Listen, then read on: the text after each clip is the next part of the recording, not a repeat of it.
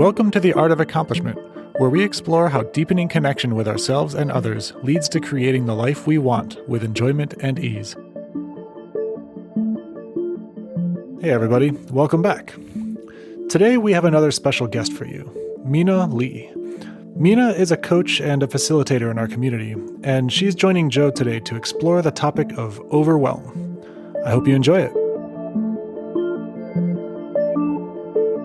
Hi, Joe. Hi, Mina. I'm really excited to talk to you about overwhelm today. It feels Overwhelm.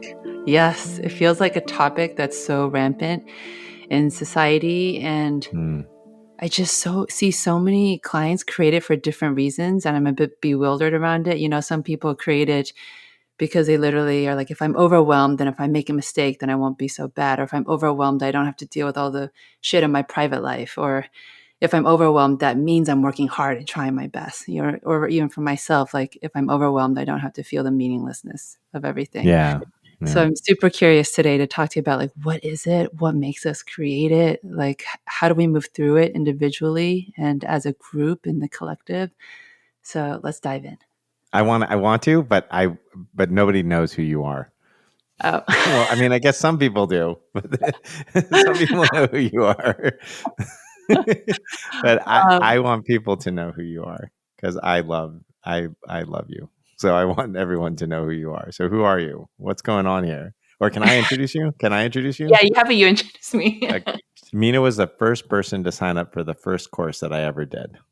And so Mina has been working with me longer than any other person consistently, which has been really fun, and has moved into her own coaching practice and is doing amazing work in the world. And that's amazing. But also just a really close family friend. My daughters absolutely adore you.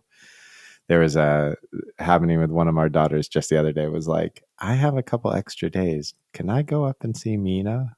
You know? And I was thinking to myself, she must have something she wants to talk about with Mina. And then she tells me about a new boyfriend and I was like, oh, I know what she wants to talk about. So it was awesome. Yes. And they're the teachers I bring into all my client sessions. I'm like, a 9-year-old told me, between, you know, when she was 9, she said this. When she was 15, she said this. And I just feel so proud as like to call them like goddaughters, you know. I'm like, oh.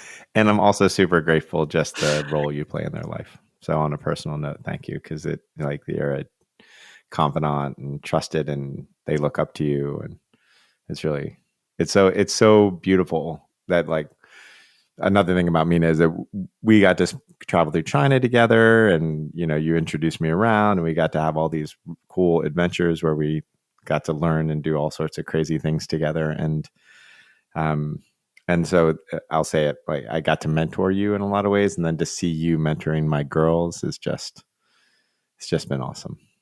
Yeah. Okay. Yeah. It's been a huge journey of weaving spirituality in business or loving and doing with you. Yeah. Which brings us to this podcast, which is Overwhelm. Awesome. Okay. Well, and the weaving of like doing and being and love and business and all of it. So the first question, what is overwhelm at its essence? Intellectually, emotionally, where to break it down? I mean, it's definitely an easy way to talk about it is a form of fear. It's anxiety. But what I would say, it's the moment where you think you have to get out of flow to take care of yourself. It's the moment where you think that, or at least it starts there. Maybe it isn't that exactly, but it starts there. There's this moment where you're kind of in flow, and then something happens and you think you have to manage it. You think you have to manage reality. What does it mean to be in flow, like in trust, in safety? Yeah, you're like focused and going towards your goal. Let's say you're focused, you're relaxed, you're going towards your goal, you're in flow. And so you're not wandering, you're not, you know, you have a purpose and you're going and you're going towards it, but you're not stressed about it. You're relaxed and you're moving and you're going with the river, so to speak. And then And then all of a sudden you want something, or something happens, or somebody says something to you that's scary. And all of a sudden you have to manage reality. You have to push, you have to roll upriver. And that's the beginning of the overwhelm. And that's the beginning of the fear in the system. That's the first moment. So you have to manage this thing that you can't. So you've already lost.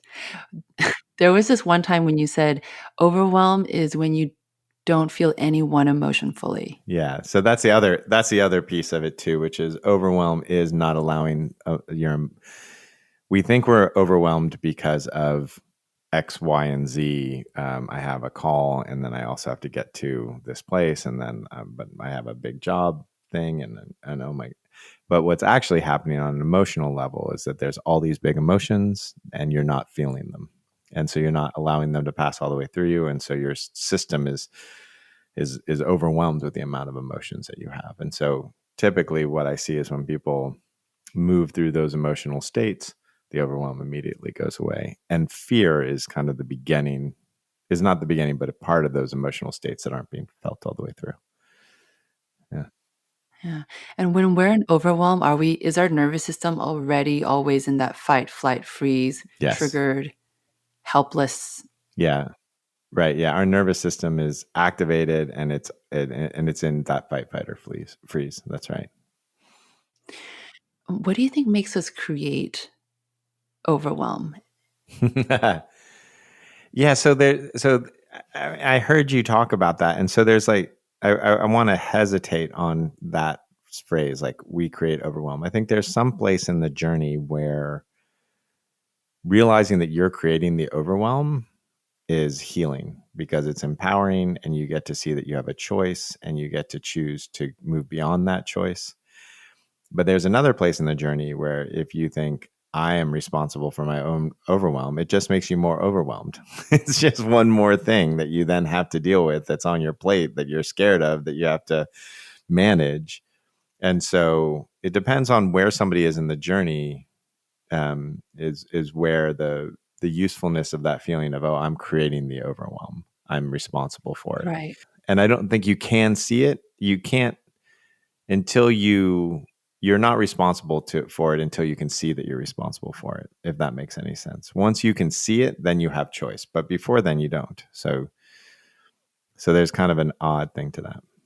And how do we get to see it? And how do we get to see, oh, I'm creating this to avoid this, or because I've mapped this, versus, oh yeah, I just had multiple people in my life die. I'm feeling overwhelmed. This is systemic. So how do we see through, like, when there's great self-compassion, and maybe when we want to inquire more into how it's not serving us? So it doesn't matter to me if you're in a war zone, or if you're in multiple people in your life just died.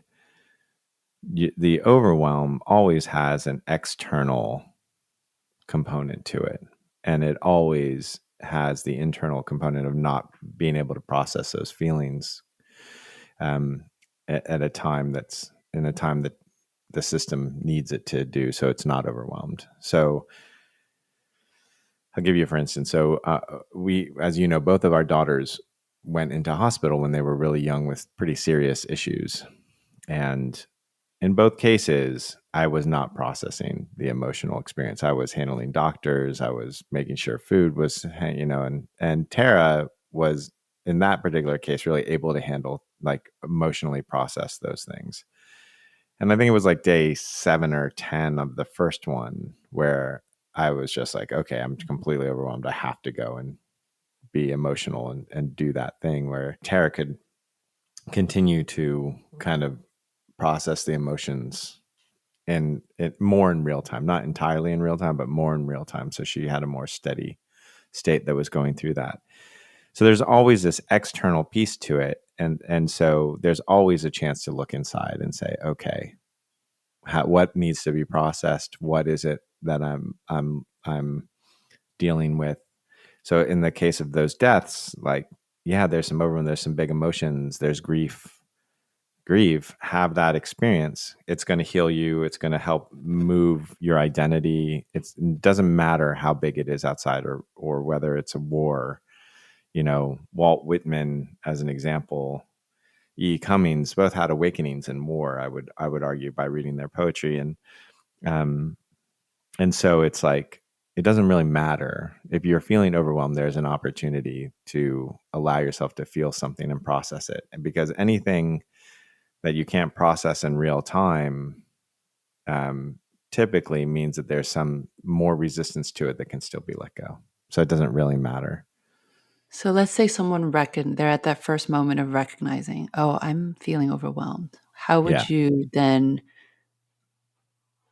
recommend or go through or walk them through that process of then inquiry and unraveling?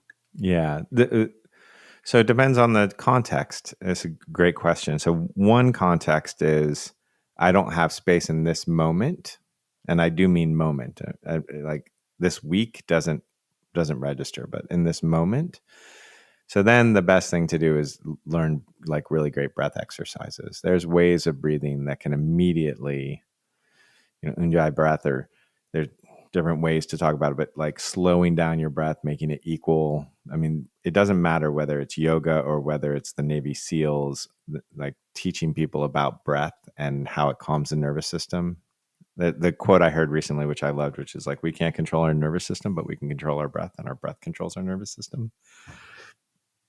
And so if you can't deal with it in the moment, you can breathe. The issue with that is that a lot of people will use that breath to then repress the emotions. Like, okay, I'm just going to keep on breathing, and then I'm never going to feel that. And that can be a world of hurt.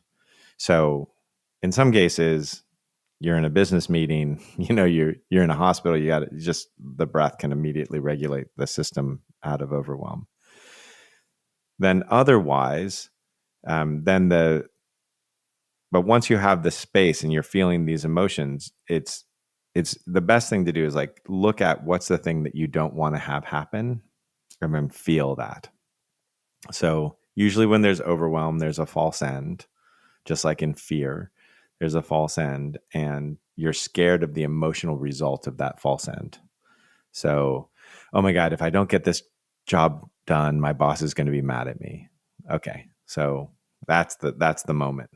Okay. So feel through, grieve, allow yourself to have the full emotional process of having your boss mad at you. I'm not suggesting don't finish your work and have your boss mad at you, though that might be fine. I'm suggesting live in that reality, feel all that experience, allow it to move through you so that you know you can survive it and you're not scared of it anymore. And then that can do it. And that usually that'll come with, like in the case of, oh, my boss will be mad at me. It's going to go beyond your boss mad at you. It's your mom or dad who were mad at you. It was the critical parent who wanted you to, the person who taught you that you had to be productive, to be loved, et cetera, et cetera, et cetera. Mm-hmm. You know how when we coach someone, like a lot of our role is to hold that really stable nervous system so they can explore these topics safely. Yes. So what if they're in that state of overwhelm, they're by themselves? How do they do that breathing? What's the next question, the next thing when they're already overwhelmed and they don't have somebody else to or something else to stabilize? Like even when we find out in sessions, hey, you're creating overwhelm, you're creating problems that feel really urgent so that you can feel needed. Like they get to that after a process of discovery, but how could someone who just notices they're overwhelmed begin to self do that? Yeah, when there's nothing to ground them, when there's yeah. So there's so many things that you said in that. The first one is that that job of us to hold that really nervous, that very stable nervous system. Yes, sometimes that is our job, and so there's something, I don't want any coaches listening to this to think that that's like a requirement or something that should be done all the time. And then the second part is, if you're looking for the intellectual discovery, the emotions will bring it, rather than trying to have the intellectual discovery and then that's going to allow for the emotions. So if you feel the thing that you don't want to have happen and live through that in a very slow way that you can have all those emotional experiences, it'll become really clear to you what's creating the overwhelm, right? It's like, oh, I create the overwhelm so I don't have to feel the absence of my parents' love for who I was, because it was only for what I did, and So you'll get to that naturally if you allow the emotional experience. What I notice is that intellectually people can come to that experience of, they might get it explained to them, or they might find out some way like, oh, I am overwhelmed right now because I want to feel alive, or I am overwhelmed right now because I want my dad's love and I never got it, etc. Like they can have those things, but that can sometimes just cause weight. It's like, oh shit, this is just about my dad's love, and now I'm still chasing it, and oh shit, I'm like, I can't get rid of it, and why it's been 10 years, I'm still chasing my dad's love by trying to please my boss. So that is a bit of a slippery slope. Whereas if they actually have the emotional experience and invite it and welcome it, the same way that you would do if you were, the same way you would do it as if you were, like the Tibetan Book of Living and Dying, or the samurai, like visualizing your own death, like slowly through all those moments, and visualizing your dad getting angry at you, or your boss getting angry at you, slowly getting fired, all that will really allow you to have that emotional experience. And then it becomes really clear on the other side, the intellectual reasons for it. Yeah. So I'm overwhelmed. I'm scared. What am I scared of feeling? Let's feel that together. Yeah. What am I scared of feeling? What's the result? For some people, the what am I scared of feeling is hard. So it's, what am I scared of happening, and what would I have to feel if that happened, is easier, because it's really easy for someone to identify, oh, I'm scared I'm going to get fired. I'm scared that I'm going to be left. I'm scared that somebody will get mad at me. Those are easier to identify than the emotions. Yeah. So that's the main thing. And also to know that I think the other thing that happens in that is that people think the overwhelm is productive. Most people in our society go, oh, when I'm overwhelmed, I'm productive, so it's good. Like I've seen bosses say, oh, like I'm going to put some fear into people because they'll work harder, they'll act better, they'll make better decisions. There is no psychological evidence of that at all. Now, obviously, a little bit of like urgency can be helpful, but not any kind of prolonged fear. It reduces our capacity to think. It reduces how quickly things get done. It reduces our accuracy. It reduces our capacity to learn. So anxiety is really detrimental to productivity. The weird thing is, it's a bit of a mental illusion that we often think we're getting more done when we're overwhelmed, right? So, it's a little bit like I saw footage of a tiger, or it was a lion, who hadn't eaten in a long time, and they couldn't sleep, and they were like up constantly looking for food, and you could see their nervous system was all tweaked, and I like, they're probably thinking they're being more productive, but they are clearly not as good of a hunter as the one that's relaxed and licking themselves and hanging out in the sun. And so it's the same thing. Our minds often trick us into thinking we're more productive when we're overwhelmed. For the people who are listening, what are some somatic markers to tell when they are just in that healthy level of tension and normal level of stress versus when they're in a state of overwhelm that isn't necessarily helping? Like, what are some somatic markers to tell? Yeah. Well, I want to say that somatically, and I think for some people intellectually is better markers, and some people somatically is better markers. So any of the fear markers, like for intellectually, like black and white thinking, binary thinking, false ends, those are all thinking you have to make a decision, having some sense of urgency over a decision that's false urgency. Those are all markers intellectually. Somatically, there's often a feeling of pushing. I have to, gotta get, like there's like this pushing that happens. And I think that's a really big somatic marker. The other one is that you intellectually and somatically, like you're more likely to forget stuff, right? Like when you're leaving the house, You're less likely, and you're calm and you're relaxed, you're less likely to leave the keys. If you're overwhelmed, you're more likely to have to come back into the house several times. The Marines have this great saying, slow is steady, steady is fast. And it's like, so that feeling of rush is often very much an overwhelm. But it's interesting because you'll see people do this when they start to get interested in this. They're like, oh my God, I'm rushing, therefore I must be overwhelmed. And they're like, no, but I've got a good reason to rush, because if I don't, blah, blah, blah, blah, blah, blah, blah, blah. And that's a gold mine for self recognition. All those da da da da da does are all the, the reason. And then to also say, okay, what made it that I didn't set up my world so that I didn't have to rush? Right. So I'll give you an example. Oh my God. Yeah, but I have to rush because if I don't rush, then I'm going to be late for this job interview. Right. So the first question is that true? Like, is it better to call the job interview place and say, hey, I hit traffic, I'm going to be 5 minutes late? Or is it better to come in all fucking overwhelmed? So that, first of all, and we don't question that. And so if you can look at that and say, what made me think that it was better to rush and be there frazzled? What's that feeling? What's going on there? There's going to be a lot of juice there. And then there's also what made it that I've set up a situation where I wasn't, I didn't give myself an extra 15 minutes to this big job interview.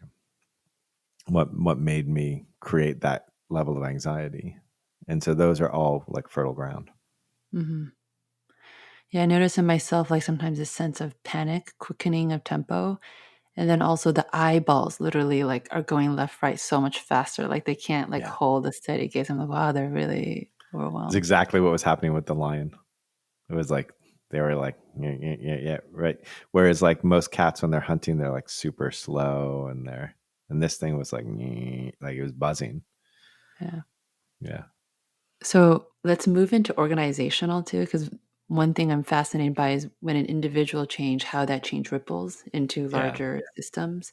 Yeah. So how does, let's say a CEO or leader, they're doing the work. They're like, I'm trying to regulate my nervous system. I'm trying to not create so much overwhelm in my life.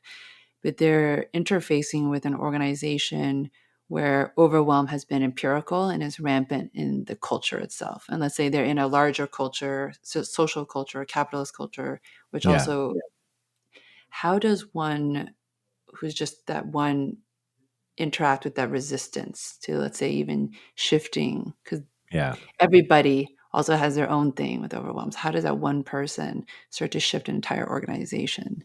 So I think the first thing is they have to be clear on it in themselves. I think if somebody's become a CEO of a successful company, when they're clear on it themselves, the company will be clear on it. And I'll just give you an example of this, which is, there's so many examples of this, but apparently like Bill Gates used to take 1 week to go be by himself in a cabin every quarter as a way of, getting back to whatever you could call it, his center. I'm sure he had a different word for it, but to get out of the overwhelm, to get to the greater vision, to think about things. Greenspan spent the first 30 minutes of every day in contemplation. If you talk to Jeff Bezos right before he quit being the CEO, he talked about, I wander until 10 o'clock. He works out whatever he wanders until 10 o'clock. He only makes decisions from 10 to 5 because his whole job is to make good decisions. That's all his job is. And he doesn't do anything after 5. So I just want to say that there are multiple people who've been very successful who have figured out that this is true, that their overwhelm doesn't serve their company and doesn't serve them. And then some of those even see it inside of the company, that it doesn't serve the entire company.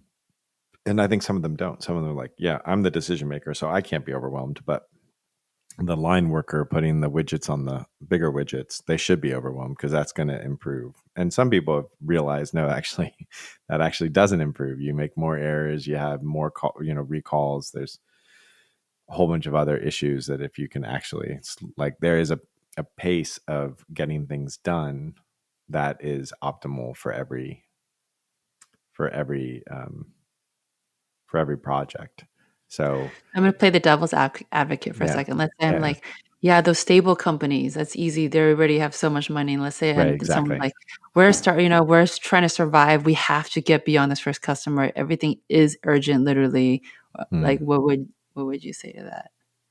I would say, I don't want to buy from that attitude. And I sure as hell don't want to invest money in that attitude. That's what I would say.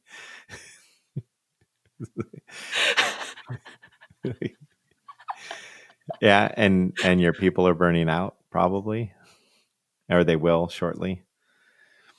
I think it'd be a harder thing to say to like somebody who's the harder one is something where it's like, and with something like a startup, it's easier to say that because you are making decisions and you have to get things done, and they are thoughtful things, and you're really trying to maximize your decision making. It becomes a harder thing to say for a company that's, I have 20 people who are out mowing lawns. And if they move just a little bit quicker, then I'm going to make an extra $500, a day. So move quicker. I think that's actually the harder place to see that how slowness can be more profitable. Then you're looking at, and then it can depend on the kind of business. I think the Reinventing Organizations book had a great thing about this with nurses, where this nursing establishment that in, I think it was Netherlands, all the nurses they have community nurses. They're supposed to take care of X amount of blocks of city, and they were getting, okay, you have 20 minutes to drive and you have 10 minutes to give them the shot and blah, blah, blah. And it was all becoming nickel and dime and becoming tighter and tighter. And it was all driving efficiency. And some guy came in and said, BS. That's not how we're going to do it. We're going to stop and we're going to have coffee with these folks. And we're going to find out what they need to be independent. And that's going to be our priority. It's not going to be how quickly we serve them. It's going to be how do we get it so that we don't have to serve them. And he took over the market. And he took over the market partially because nurses want to work for him and didn't want to work for anybody else. So bada bing. But the second part they took over the market is they became, I think it was like 20 or 30% more efficient. And so if you're constantly worried about that, half a cent margin, you're going to miss the major opportunity. And so then that's another thing. So there's a lot of reasons, but it's more about, don't trust me. If you're a CEO, like, measure, find out what's the right pace for this particular what's the right pace, what's the right incentives, do the experiments, find out. If I'm writing a novel, most great novelists work about 3 hours a day. They can't write 10 hours a day every day and be successful. They don't, they either burn out or their writing becomes crap or whatever it is. Programming, probably you can do for more than 3 hours a day. And sales, there's a certain level of sales that you can do and still be productive. And the job is to find out what that level is and what's the mindset that is, instead of assuming overwhelm is it. And that's the crazy thing, is it's all based on assumption. So if you're listening to this and you believe in your overwhelm, it's an assumption. You have not tested it. I guarantee you haven't tested it. I guess that goes back to the first and third, which is like, so CEO realizes it, they've decided, they've gotten clear on it. They're like, I want to do this in my organization. Yeah. And let's say they have hundreds to thousands of people who are used to years of working in overwhelm. Yeah. How do you concretely begin to, and you can't change what's going on in their private lives, stuff that contributes to their own overwhelm or their Absolutely. own pattern around overwhelm, creating Yeah. overwhelm at work to Yeah. whatever, feel blank. How do you begin to shift that momentum in that system? There's so many ways, but I'm depending on the company, I would have a lot of answers, but I'll give you the generic baseline that I would start with. The first thing I would do is I would try to measure how overwhelmed actually people are. And this will be everything from attrition rate of good people, attrition rate of bad people, to asking them, open-ended question about it, or a good survey can tell you, like, are you looking forward to coming to work on Monday? probably is a pretty good indication of overwhelm. So I would first just find out, I would define the problem and find out really what the problem is. And then I would try to find out what it is that's overwhelming them. I think most of the time people are overwhelmed in companies, if it's not just kind of their innate pattern, is because they feel like they have the responsibility, but they don't have the authority to actually make it work. And so it starts with overwhelm and ends with despondency. And so I would really be looking really carefully at, where the decision making is happening and how people feel. The other place I would go is I would look for how the productivity. I would start trying, like if there's some place where I know this is productivity is X, I would say let's change the speed, right? So there was a company I was reading about. I can't remember the name, but they were a stand-up paddleboard company. But the CEO very brilliantly said, "We're an online marketing company that happens to market paddleboards." And but he took his company to 30 hours a week. Like you couldn't really work over 30 hours a week. It was looked down upon. And his productivity and his sales went up consistently more than his competition. And so he was out there advocating for the 30-hour work week. And but for me, the bigger thing is like, oh, he was driving flow in his company. And so I would think about it less as how do I reduce overwhelm? And I would think of it more as how do I drive flow? How do I have people calm, relaxed, focused, on game, right? And that amount of tension, rather than the kind of tension that takes them out of their game, that makes them run back for the keys, that makes them, second guess themselves, that makes them, oh my God, I got to talk to my boss because if my boss is unhappy, then instead of just making the call that, going up 6 levels of asking people for approval. So those are the things. And then there's going to be attrition. There's going to be some people in your company that they are overwhelmed by their nature and aren't willing to do the work to become less overwhelmed. And so you're going to have to find those folks and get rid of them and hopefully help them find a place where, it's a better fit. So those are some of the things that I would do. And mostly I would talk to people and ask them, what's the overwhelm? How do we reduce it? Because reduction of overwhelm is like, it's a team sport. So it's not going to come down through a policy. It's going to come with a discussion of like I would open a channel on Slack that says reduction of overwhelm as an example and say, oh, I'm seeing that overwhelm is doing this and this and this. Hey, everybody, give me ideas on how we can reduce overwhelm in the company. Overwhelm is defined as spinning, being non-productive in our spin, being non-relaxed. Overwhelm is not defined as slacking off or wandering, or. So I would be really clear about the definition. I'd really be really clear on what it isn't. And then I would ask everybody for ways that we could do it, and examples of how people have beaten overwhelm, and that would be part of the cultural experience. Sometimes I see teams that are so overwhelmed that the helplessness is really loud and they're in a freeze around the overwhelm itself. And it's like when we go into the conversation, like the prefrontal cortex literally like can't come up. They're just like, oh, don't know what to do. And there's like a sense of collective freeze in it of itself. Yeah. So when they're in that place where they're not even here to ideate, what would you suggest? Give them a break. Get them out of the office. Yeah. If they can't, what you're basically saying, they're so overwhelmed they can't think. So now maybe you don't need them to think if they're cutting lawns or picking apples, but you need them to think for most modern jobs. And so why even have them there unless they can think? I'm like, right now, for instance, this is a great example. I go into companies and oftentimes I'll go in with, the CEO has invited me in, and their EA will be the one communicating. I've found this space and we're going to do it here and blah, blah, blah. And some of the EAs do that in, 3 emails, less than 5 sentences each. And some EAs do it with 20 emails, and each one of them are like small novels. And I can tell you who's overwhelmed just by that. Mm-hmm.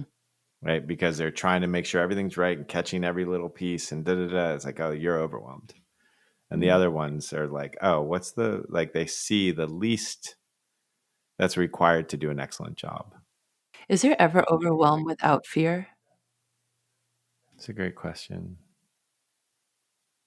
No, you're at the very least, you're scared of feeling the feelings that are coming up. The last part of that, though, is just because that's there, it doesn't mean if you feel your fear, the overwhelm goes away, though. Meaning that there sometimes needs to be a lot of other things that are moved, and sometimes moving the other things takes the fear away. So I just don't want people to think like, oh, I'm overwhelmed, therefore I'll feel fear. The question is, I'm overwhelmed, how do I feel safe? That's the more accurate question. It's like, it's overwhelm is a sign that you don't feel safe inside of yourself or outside of yourself. And there is, knowing yourself is the only safety. There's no amount of money that can make you feel safe. There's no lover that can make you feel safe. There's no car or vaccination that can make you feel safe. The only thing that can make you feel safe is knowing yourself, feeling safe inside of yourself, knowing that you have a home to go to at any time. That's what can make you feel safe, because then all the bad things that can happen are not relevant. They're like, yes, they're there and they could happen. And yeah. Yeah, when I go through the emotional movement, there's all I realize is it gives me clarity about what needs to be done. But oftentimes there's like some boundary or something I need to stop doing, or just some way in which I'm not taking responsibility for it. And then typically when the action comes, I'm like, oh, so this is the third part that I want to talk about, is transforming the overwhelm. It's like the gift on the other side of the overwhelm. Like, for example, if we see Ukraine, and then I want to talk really personal, but like, for example, Ukraine, like the entire country, you could say, is overwhelmed. And I see everything that I read, long form articles, the journalism, is like so many people are coming out and activated and doing something. And there's a huge sense of community and tying together. Yeah. And so it's like, what differentiates when, we feel overwhelmed and it turns into this empowered sense of community, or that's one example for them, with even your daughter, like her story around. Oh, let's just put it right against Russia. Yeah. I'm sure that those Russian soldiers feel very overwhelmed. Right. And it's not building anything. It's just disintegrating stuff. Yeah. Right. So what determines when we as humans move through one versus the other? And in the Ukraine situation, there's a common enemy. So I can see how that has always united people. But in business and family, when there's that lack of common enemy, it's almost like we make each other the enemy. Yeah. It's the meaning that you make of it. That's why I was at the very beginning, I was so precise about, it's like, I'm not, me, and the fact that I'm not like very conscientious about like the way that I look, or, the way that the website looks. I'm not like, okay, that's the wrong font. But I'm really precise about this kind of thing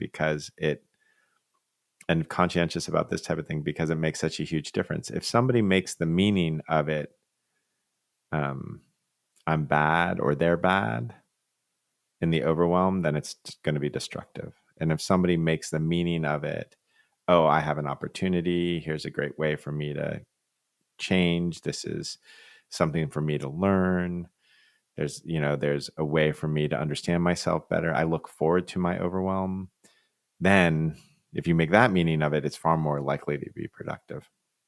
And so it's really about the meaning that you make of it. And so that's why for some people it's really important that the meaning is I'm empowered and this is something that I created. But if they're blaming themselves, then this is something I created becomes just more overwhelming. And so that's specifically. So it's how you make the meaning of it. And the Ukraine Russia thing, the meaning in Ukraine is that we want to survive, we can survive, and we are going to beat off this enemy. And in the Russian, the meaning is, this is a stupid war. Why are we here? We're just fodder. And yeah, we're getting treated like shit, so we're going to treat everything around us like shit. Yeah. And so it's the meaning that you make of the overwhelm, and that's where the choice is. Yeah. That's where I want to end us on, a few stories Yeah. of where you've really seen breakthrough ways of where people have made meaning that's really served. I love to hear one story where you've done it in business. I love to share Esme's story. I know she's open to the overwhelm with the math test and how that led to so much Yeah. breakthrough. Share it. Let me Yeah. start with Share it. that It's a one, and great I one. want to hear one from you Yeah. and me, Pete, too, so we can really end on a personal Okay. Sounds good. transformation around the overwhelm. So one of Joe's daughters, Esme, she had told me, doing the math finals was always challenging and difficult for her. And it would always take her a really long time. And she would come out with a grade that she didn't necessarily like. And I remember this past year when she was about to go into the math final, she lost the family dog like the night before. And you and Tara, her parents, were on a retreat with us. So there was no parent home. Her with her little sister, about to take a math final. The dog was lost. Her younger sister was freaking out, feeling maybe partially responsible for the dog being. It was this like complete and intense challenging day. overwhelm. Yeah, challenging. And she told me, she went in and she was feeling so overwhelmed to a point where she was just like, oh, I have to just let go of everything that I can't control because it's too much. I'm trying to control everything. And that all that's left is just trusting myself, showing up as I am, knowing that I'm enough. And that's it. And it gave her incredible focus. And she left the math exam an hour and a half early with the best grade she'd ever gotten. Right. Like surrendering to that overwhelm actually gave her focus, trust in herself, not trying to control what she couldn't. And I was just, wow. I was like, wow. Yeah. Yeah. That's a great story. Yeah. A business one. I think I could create a business one and one between you and me in the same situation. And it's going to be almost an opposite one. But we were in China, and we were visiting that group of people who had like figured out how to like build a 50-story building in like whatever it was, 3 days or something, because they had this special kind of Lego set on an industrial size. And we were sitting in their like side office about a media conversation. And there was a way in which you weren't being respected or honored, and you weren't speaking up in a way like it was like, oh, this is the conversation between like the people who know something. And I said that was unacceptable. And we were having coffee afterwards, and you're like, why is that unexpected? And I was like, oh, because I'm here for you. I'm not here for this business meeting. Like, I'm here for your growth. And you got overwhelmed in that moment because you were scared to let that much love in. That was huge. We were like just looking out. I remember that. And you were like, yeah, it's just not the most important thing. You're the most important thing. And you were about to say your next sentence, and I just burst out crying. And it was like, like loud. And you looked at me like so surprised. You're like, what is happening? What just happened? And I was like, yeah, I've just never been loved like that. That I was more important than the content, the PowerPoint, the slides, or the business that was happening. Yeah. And that's a moment of that overwhelm occurred. You actually allowed the emotions to move through really quite rapidly. There was that fear of being loved that level, and then you moved right through it. And then we entered a flow state in the rest of our China travels together, where we just were like, everything just went beautifully and smoothly and wonderfully. And so I give that as an example of how to handle the overwhelm in such a way that can immediately change I mean, from that point on, every conversation we had with anybody turned into like somebody crying, somebody having a realization, somebody going, holy crap, When what you just got on the happened? floor of that like 5-star restaurant in Beijing because she kept apologizing and you were like, if you apologize to me one more time, I'm gonna beg you to, and you did. You got on the floor of that like fancy duck restaurant and begged her. She almost cried just to get you off the floor. And she never said I'm sorry again after that. Again.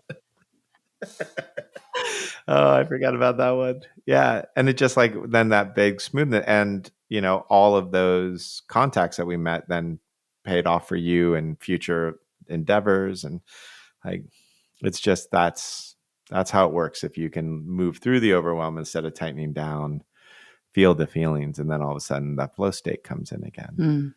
And that's the example, I would say. Is there any last story you want to share, maybe from your own experience around overwhelm and how it's transformative? My own experience. There's been this thing happening inside of my system where I've been noticing how much the pushing creates like the subtle overwhelm. So I see something that needs to be done in the business. And if I turn towards it and I do it, or I'm very clear, oh, this needs to get done, then it just kind of flows. Everything happens. And it seems like it happens slower, but it ends up happening a lot quicker. As soon as I push, oh my God, we have to get this done. And I manage it. I notice that I lose myself in the process. That's one thing. I notice that I start moving at a quicker pace. It's another thing. And I notice that my enjoyment goes down, and I notice I'm like, at the end of that day, I'm like, oh, I just need a break. Whereas if I immediately catch that moment of push and say, oh, what's actually needed here, and how do I get back into myself and not go into the management of a situation, everything just seems slower. My impatience walks in and it's like, wait. So the other day, there's a decision that needs to be made in the business. Like, what are we going to do next year? And because we have to buy or rent facilities, and all the facilities get rented early, you got to make these decisions really early to do any kind of event. And so I'm like, oh, we have to do this event. I noticed I was pushing. I was like, okay, like got to get this thing done. And I thought, oh, how about if I ask the slowness what it wants to do? Like, because part of the reason I want it, this is a little confusing, but part of the decision that I was making was trying to figure out how do I not be overwhelmed in my next year. So it's easy to do that for me if it's like if it's like, oh, I don't want to do that right now. But if you have whatever $50,000 on a rental place for something, and then you have 20 people coming or 50 people coming, you can't say, oh, I don't want to do that. I feel overwhelmed. Like you need to show up and be there for people. And then you're making this decision like, a year in advance. So you'll have no idea how you're going to feel. And so it's like, so I was like, well, I'm asking from my intellect. What if I ask from my slowness? What if I just go to the part of me that knows that stability and calmness and ask that, like, oh, what do I want to do? And so I did. I can't wait for the answer. And the answer was, more will be revealed. And so, what did I expect to ask slowness? Like, well, what's the answer? It's like, well, this is the answer, and go do that right now. It was no slowness. Was like, it was like, yeah, just relax. It'll come to you. More will be revealed. You're fine. What was the decision then? That decision hasn't been made yet. More, literally wait to make the decision. More will be revealed. It wasn't wait to make a decision. What the answer that came was more will be revealed. And so I was just like, oh, right. I am pushing to make this decision. And the wisdom is don't push to make it. It like stay focused, be on point, but don't force to make the decision. And if I look back in my world, like the more I have forced force a situation to make a decision, usually the worse the decision. So I am operating. So that's an example of oh yeah, this is a silly example, but a good one. Just happened. You guys can't see, but she's laughing. Hopefully at me a little bit. Yeah, that was right. At, with, as, all of you. Mina, what a total pleasure. Oh, I'm so glad that we finally got to do this. I wanted it for a while. Me too. Yeah. Okay. Mwah. Thanks for listening to The Art of Accomplishment. If you enjoyed what you heard today, please subscribe and rate us in your podcast app. We'd love your feedback, so feel free to send us questions or comments. You can reach out to us, join our newsletter, or check out our courses at artofaccomplishment.com.